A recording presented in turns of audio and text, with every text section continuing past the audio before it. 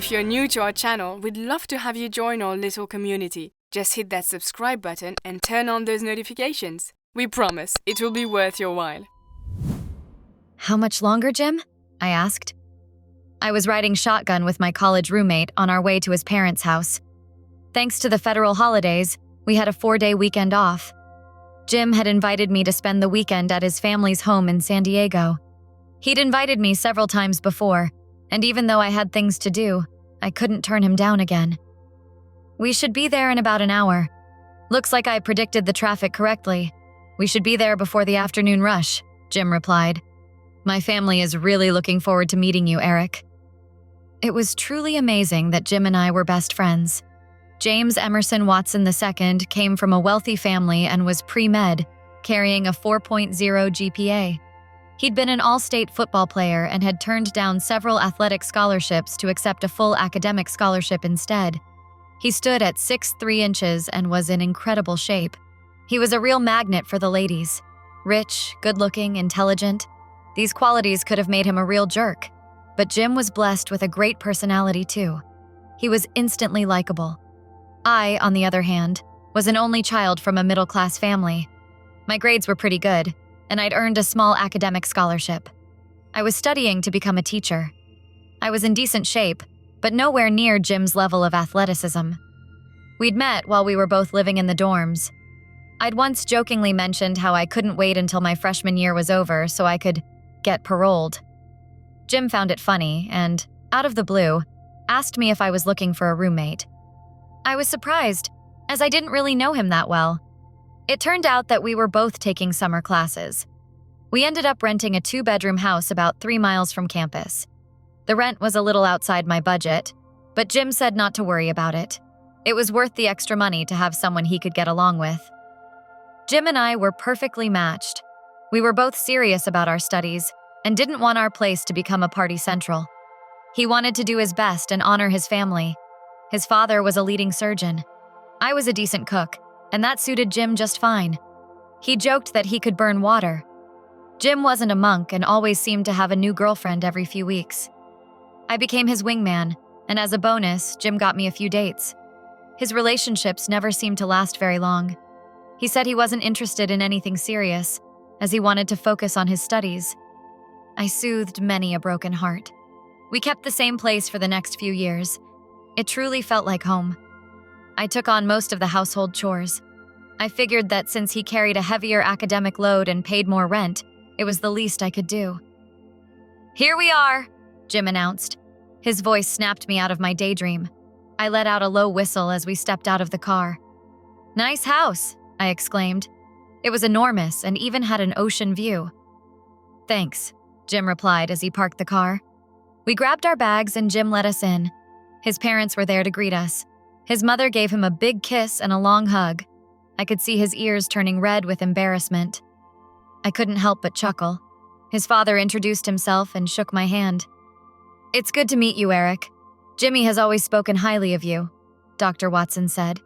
His mother then came over to me and gave me a hug. "It's like I already know you, Eric. It's so good that Jimmy finally convinced you to visit," she said. I looked over at Jim and mouthed, "Jimmy?" He glared at me and gave me a look that said, "Don't you dare call me Jimmy." We went into the living room and sat down. Jim's parents told us that his sister was also staying for the weekend. Kim was Jim's older sister. I'd heard she was almost as brilliant as Jim. She'd graduated college in 3 years and had just become a lawyer. At one point, when both parents left the room, I asked Jim, "So do your parents call her Kimmy?" I had a big smile on my face. Jim looked at me and said in a mock-threatening tone, "Call me Jimmy just once and you can walk back to school." "Hey, my family has nicknames for me too. No big deal," I replied, knowing I had something new to tease him with. Both parents returned, and Jim and his dad began discussing what medical specialty Jim should pursue. Mrs. Watson leaned over and asked if I could give her a hand. I agreed, and she led me to the kitchen. She was preparing some coffee and asked if I wanted coffee or tea. I said tea. I never developed a taste for coffee. She turned and put the kettle on the stove. As the water boiled, she asked me a few questions. Some were about Jim and how he was doing, and others were directed at me. She seemed genuinely interested in the fact that I was going to be a teacher. She thanked me for helping with cooking. She had nightmares of Jim eating nothing but junk food. She showed me where she kept the tea and told me to feel free to help myself in the future. She pulled out a tea box and said it was one of her favorites, a special blend of chai. It smelled wonderful, and I thought, why not? I helped her carry the coffee and tea into the living room. I was the only one drinking tea. It had a calming aroma and a delicious taste. Mrs. Watson noticed my reaction and said, "I thought you'd like it." I asked her where she got it, and she said it came from a specialty shop in La Jolla and that she'd be happy to take me there sometime. Just then, Jim's sister came in, and I was introduced. Kim was the same height as me. She had short brunette hair, styled in a professional look.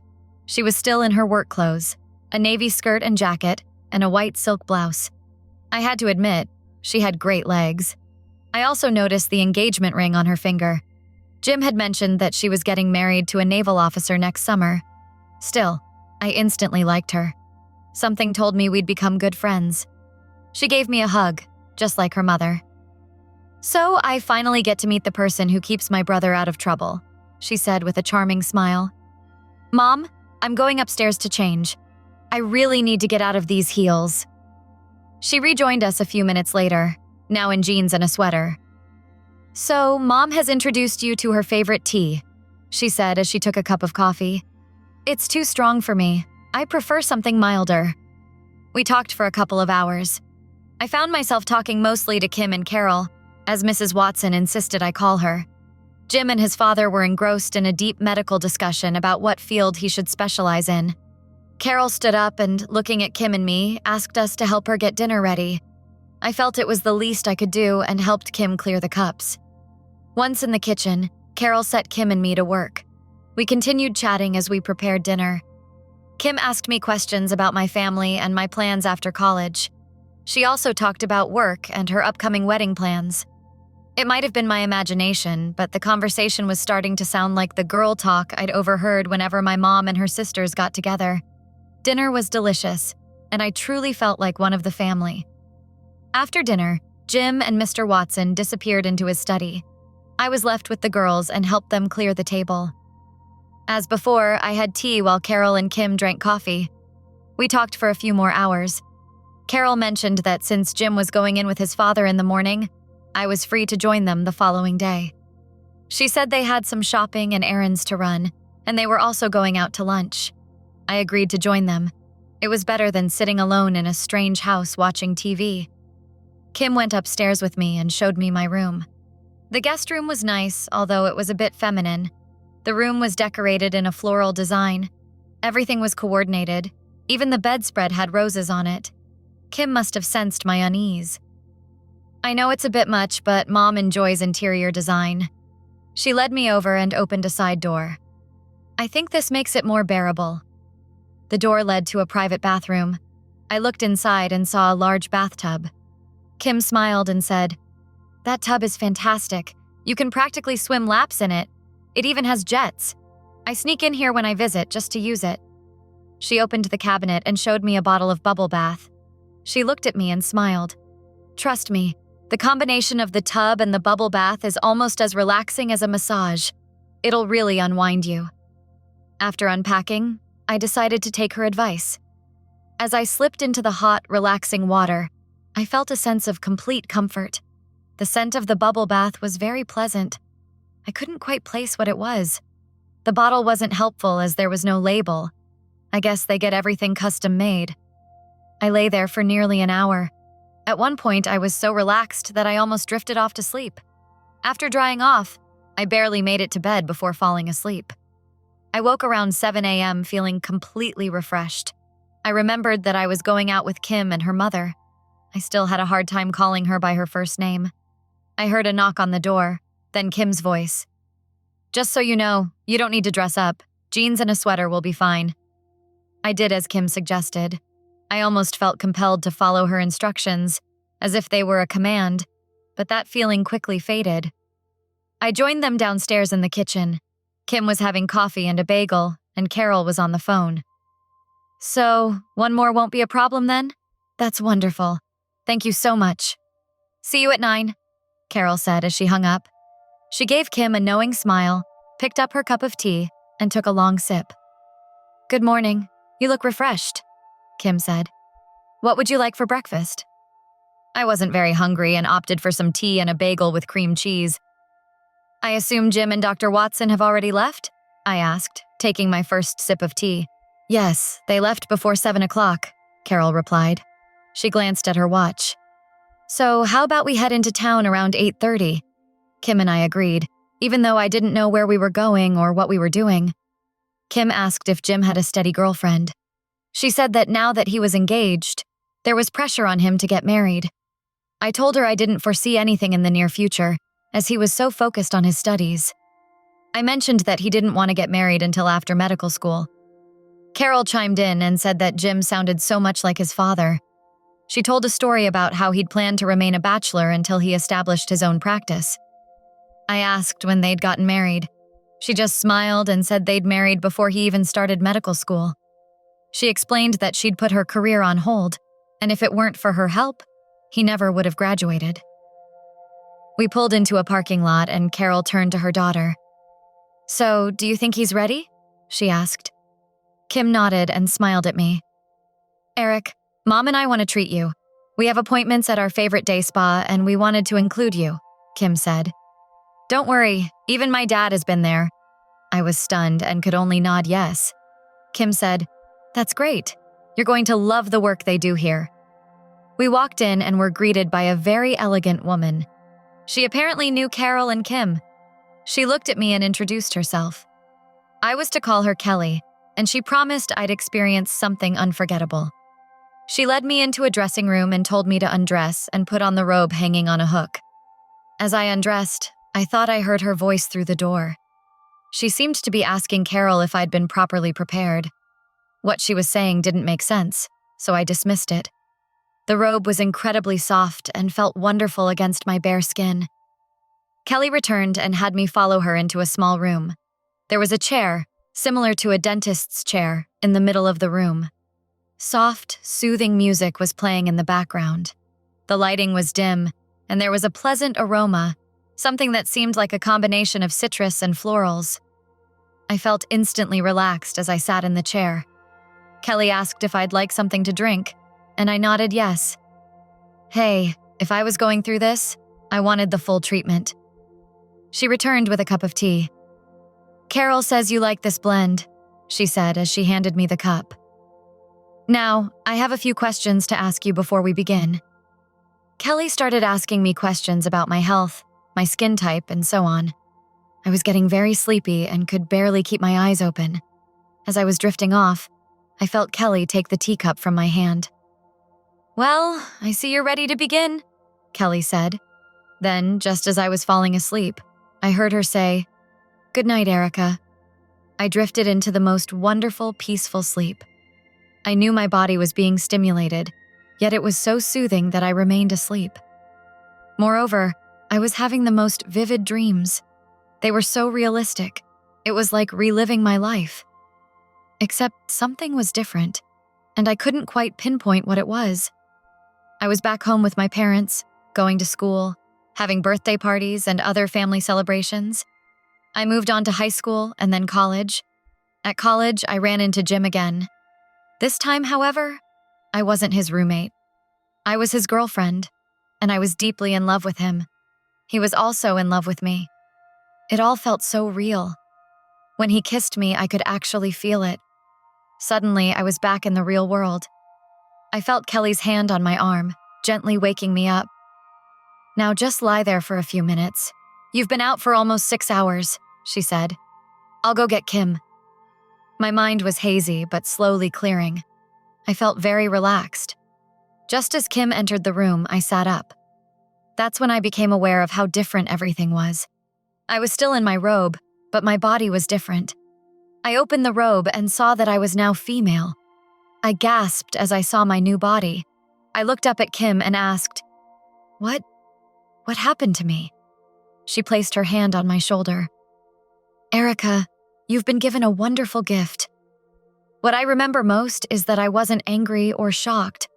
Somehow the transformation wasn't just physical. I could feel myself changing internally.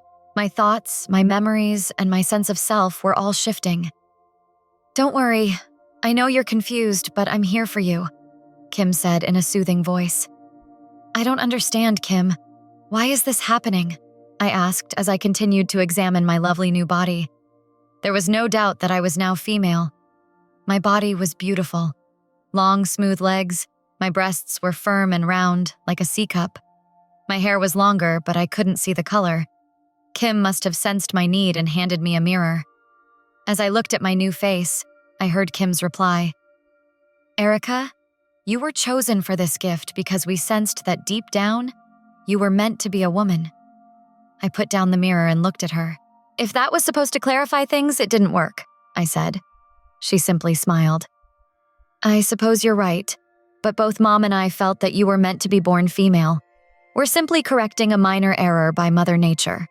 She sat next to me and continued. "The women in our family have been blessed with a gift that allows us to perceive life and nature in ways most people can't. We also know skills and techniques that allow us to make adjustments." She paused and continued. "Kelly is my aunt, and both she and my mother were taught by our grandmother. As her daughter, I've inherited the gifts. I'll do the same for my daughters. The gift isn't passed on to male children, so Jim is normal, more or less." She could tell I was captivated by her story, so she continued. "Jim can pass the gift on to the next generation, so it's very important that he marries the right woman. The women in our family are responsible for selecting that woman. In this case, that's you, Erica." Her words resonated with me. I looked at her and contemplated what I was going to say next. "You mean that my daughters will have your gifts?" I asked. And in that instant, I completely accepted my fate. Kim smiled and leaned down, giving me a long hug. "Welcome to the family, Erica." She helped me get dressed. I was slowly adjusting to the fact that I was now female. I put on my bra, panties, and denim skirt. As I buttoned my blouse, Kim styled my hair. Then she helped me apply makeup. I looked at myself in the full-length mirror and saw a beautiful young woman looking back at me. In a flash, my new appearance felt familiar. I knew this was me, not some stranger. "So, Erica, you were an only child, right?" Kim asked. "Yes, that's correct," I replied. "Well, think of me as your sister from now on," Kim replied. She must have noticed I seemed worried. "Erica, look at me. As far as anyone else is concerned, you were born female. Your family only has memories of you as a girl. In fact, over time, your own memories of being a boy will fade, much like a dream.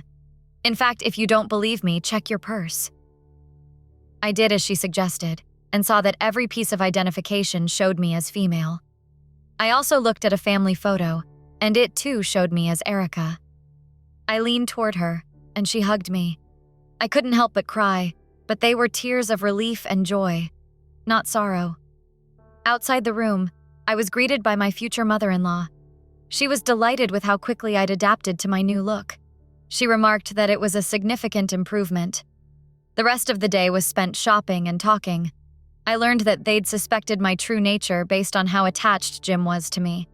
At first, they were concerned he might be gay, but once they met me, they knew the truth. She said the tea was used to both test me and prepare my body. If my true nature weren't truly female, the tea would have tasted too spicy.